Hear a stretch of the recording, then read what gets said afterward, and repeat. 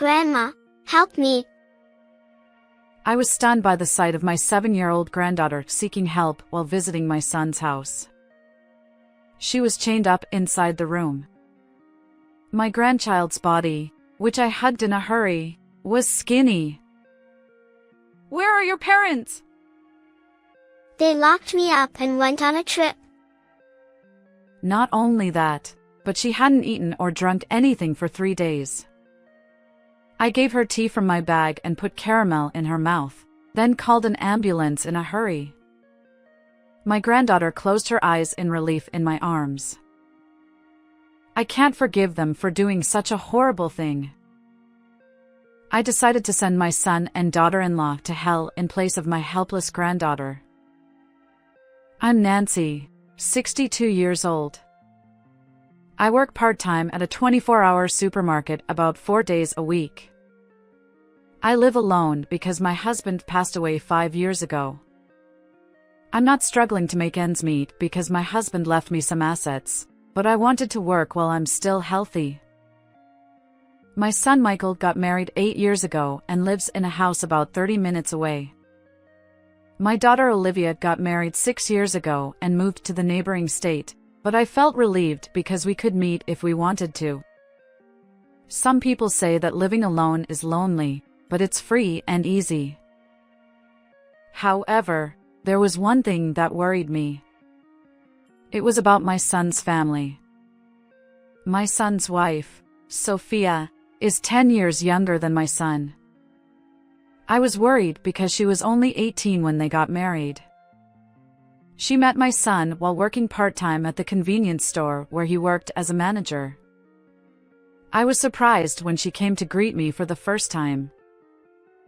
"Oh, you're Michael's mom? You're pretty young. I'm Sophia. Nice to meet you." Huh? Pretty young? Oh. Nice to meet you. I'm Nancy. You seem like a nice person. By the way, can I have some pocket money? Can you ask to give me some, Michael? I felt uneasy seeing Sophia's flashy makeup and childish behavior. Not only that, but she couldn't speak politely and even begged for money. I couldn't stand watching my son fawn over his young girlfriend either. Hey! Mom, isn't Sophia cute? Treat her like your real daughter and give her some pocket money. I wanted to hit my son's head for his ridiculous comment, but I held back because Sophia was there. I'm sorry. I don't have any cash on me right now. You're stingy. Sophia clicked her tongue and pouted like a child. To be honest, I wanted to oppose their marriage because of this situation, but I had to accept it because Sophia was already pregnant with Michael's child. I thought that even though Sophia was young, she would become a little more responsible once she became a mother, but my expectations were dashed. After getting married, my daughter-in-law started giving me various reasons such as severe morning sickness and feeling heavy to ask me to do things for her. Hey, Nancy. I'm feeling nauseous, so can you go shopping and make dinner? I want steak. You're feeling nauseous, but you want to eat meat? Huh? Oh, it's for Michael. I'll only eat a little. Oh, and if you could buy some ice cream, that would be great. I don't know what she thinks of me. I wanted to complain, but I didn't have any words to say to her ridiculous requests. In addition, Sophia asked me for some money because my son's income was low and they couldn't live a satisfactory life. I gave her about $350 every month. When I consulted with Michael, he said this. Yeah, that's right. The store's business has been bad lately, so my salary has decreased. I appreciate your monthly support. Thanks, Mom. In return, we'll take care of you in your old age. I didn't care about the old age talk, but it was true that my son and daughter-in-law were struggling financially, just as Sophia had said. It must be difficult for Sophia to work with her pregnant body. Although the $350 was my part-time job salary, I had no choice. We're family, so we have to help each other when we're in trouble, right? Sophia's parents lived far away, and she was still young. I thought that way and accepted her requests. However, my feelings didn't get through to them. I had no idea that my son and daughter-in-law would cause such an incident at that time. After my exchange with my selfish daughter-in-law, I became more and more frustrated. However, Sophia's pregnancy went smoothly, and she gave birth to a cute baby girl. Her name was Mia. "Sophia, you did a great job. She's such a cute little girl," I said to Sophia, who had just given birth. But I was surprised by her unexpected response. Huh? She's not cute at all. She doesn't look like me. Her eyes are small, she's ugly, and she looks just like you, Nancy. I couldn't believe my ears. How could she say such a thing about her own child? Her face is a little swollen right now because she was just born, but the swelling will go down soon. She has beautiful features and looks like you, Sophia. Hey. Old lady. Are you saying that this ugly baby looks like me? I was shocked when my daughter-in-law suddenly got angry. Then, my son started to agree with her. Yeah, she does look like Mom. I wish she looked more like beautiful Sophia. I was furious with their comments, but I could only hope that Sophia's emotions were unstable because she had just given birth and that she would eventually come to appreciate the baby's cuteness. Sophia continued to ask me to do things for her, perhaps because Mia was a handful. Meanwhile, my granddaughter grew up pure and healthy and began speaking at the age of 2. Grandma, I love you. I remember being so happy that I cried when she said that. Grandma loves Mia too. You're a precious little treasure. Mia was pure and obedient, so she seemed like an easy child to raise from my perspective. However, Sophia scolded the young Mia everything, giving in to her own emotions. Ugh, be quiet. Stop crying. Can't you hear the TV? Sophia, maybe Mia is crying because she wants to be comforted by her mom. Why don't you play with her? Humph. She's my child, so don't tell me what to do. You old hag. Sophia raised her voice and spat on me while turning up the volume on the TV. I was concerned about her lack of proper parenting, so I took care of my granddaughter at my son's house on my days off and after work. However, Sophia began to look at me with a nasty expression, and it became more and more obvious. When Mia turned 4 and became less of a handful, Sophia began to avoid me. One day, I visited my son's house with some delicious sweets as a souvenir and tried to feed them to Mia. However, no one answered the intercom, so I pressed the button several times. Suddenly, the door opened, and Sophia came out with a bright red face, furious. You're so annoying. Can't you tell that you're being avoided? Ha! Do you hate me coming here? It's because of you that Mia is closer to you than me. You're a nuisance.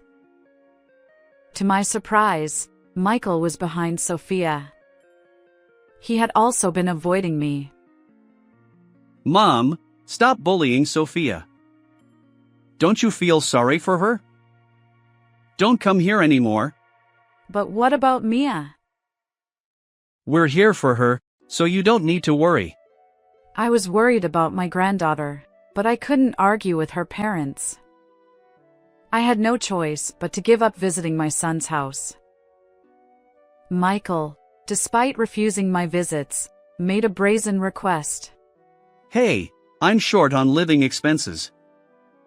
Can you keep sending me money every month? I thought that he wanted to use the money to buy delicious food and beautiful clothes for Mia. I thought it would be used for Mia's sake, even though I couldn't be with her, so I continued to send money. However, looking back now, I should have kept visiting my son's house no matter how much he disliked it. If I had done that, things wouldn't have turned out like this. When Mia turned 7, a terrible incident occurred. I sometimes had to go to work before 5 a.m., and when I passed by my son's house, the lights were on for 3 consecutive days, even though it was usually an unoccupied time. I became suspicious and visited my son's house the next day. When I opened the front door, an abnormal scene unfolded before me. Grandma, help me. Mia cried in tears. She was chained to a pillar in the living room. There was no heating in the room, and she was shivering from the cold. When I hugged her in a hurry, my granddaughter's body was skinny. She had lost a lot of weight since I last saw her. Her face was pale, and she had no color in her cheeks. "Where are your parents?" They locked me up and went on a trip. My granddaughter replied.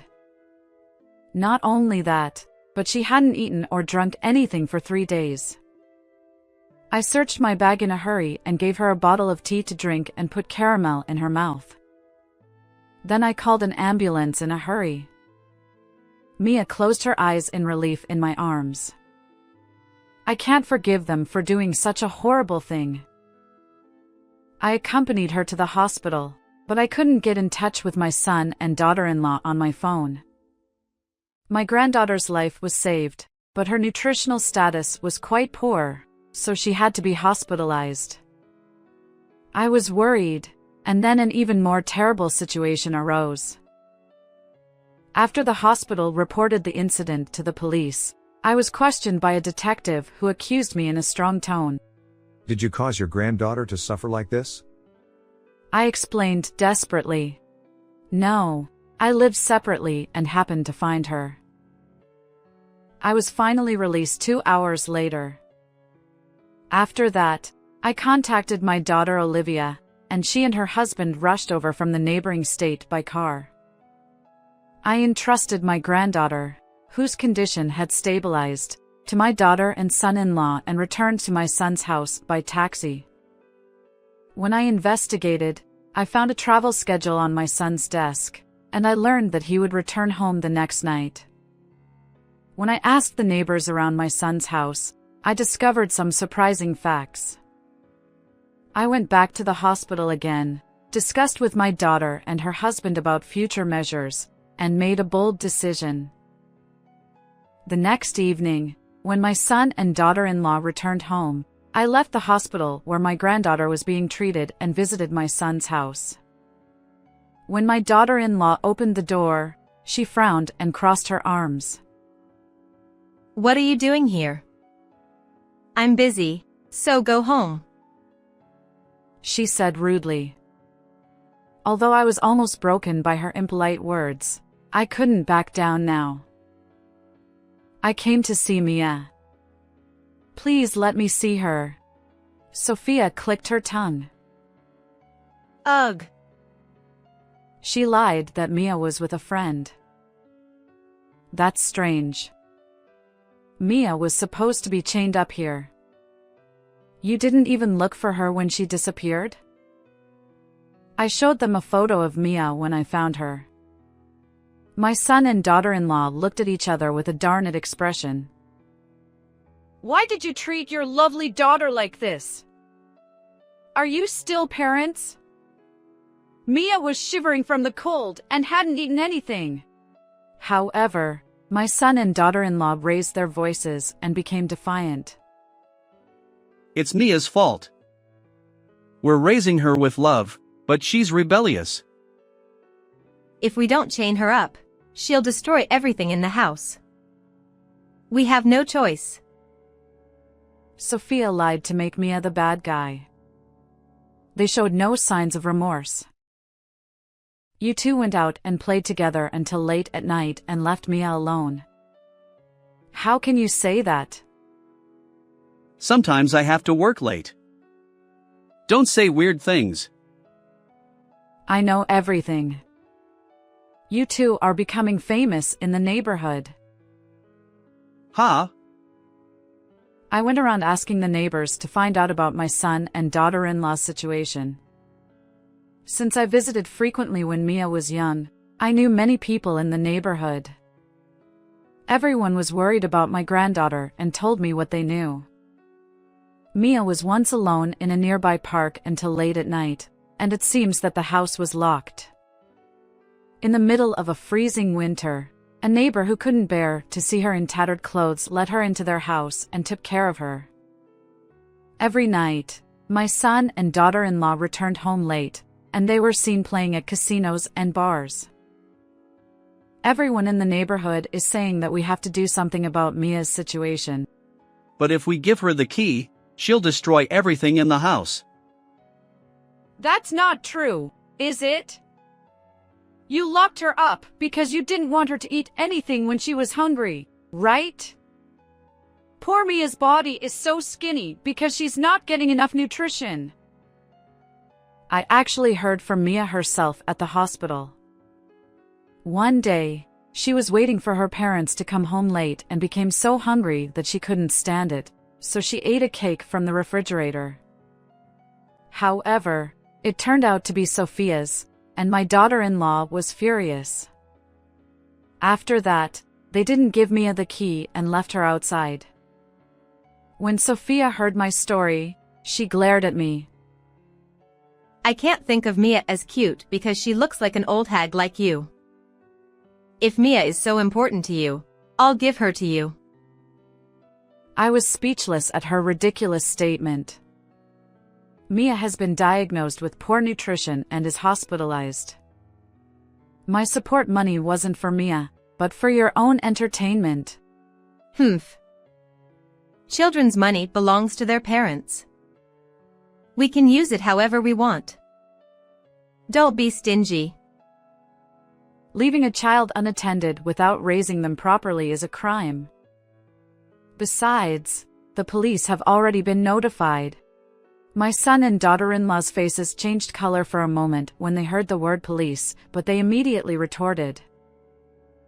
It's not a crime. If we say that Mia is picky, no one will know that we're not feeding her even though she's skinny. Besides, the neighbors' stories are just rumors and aren't evidence. They smirked triumphantly and said, "You don't even know that?" I recorded your statements just now. In addition, there is a person who testified more clearly than the photo of Mia chained up and the hospital diagnosis. Who?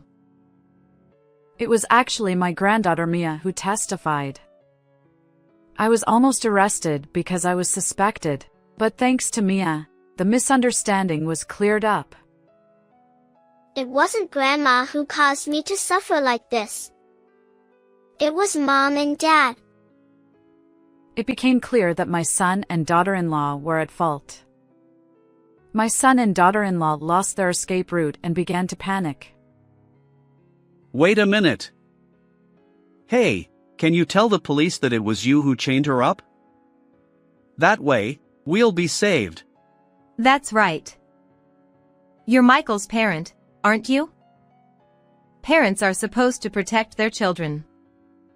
Help us. I was disgusted by their selfishness. I don't want to hear that from you. Who treated your own child so badly? I'll stop being Michael's parent from today. What? Mom, won't you help me? Is it okay to do that and not see Mia? I won't give Mia to you. What? I told Michael that I was cutting ties with him and that he had to leave the house where he and his wife lived. Actually, the house they lived in was my family's home, and I had lent it to them under my name. I don't have any money, so I can't be kicked out. Please help me. Michael was clinging to me and begging for forgiveness, but I coldly told him, "You're apologizing to the wrong person. Besides, Mia said she doesn't want to see you anymore. It's sad when a child gives up on their parents." I held back my tears, thinking of my granddaughter's feelings. I won't cry in front of these people. The police arrived at that moment. I had already informed the police of the time when my son and daughter-in-law would return home. They were taken away while crying and screaming, and I watched them coldly. After the police investigation, they were found guilty of high malice. The rumors spread throughout the neighborhood and were widely reported on TV. My son's name and face were exposed to the public, and he lost his job and his life fell apart. Now he lives on the streets. Sophia disappeared, but I heard rumors that she was working for daily wages in the city at night. Mia was taken in by me, and my son and daughter-in-law were sued for $100,000 in compensation and child support for Mia. I sold the house I had lent to my son and my own house, and bought a condominium near my daughter's house and moved in with my granddaughter. My childless daughter and her husband love Mia. I hope these peaceful and happy days will continue forever. How was this story? Please subscribe to the channel. See you in the next video.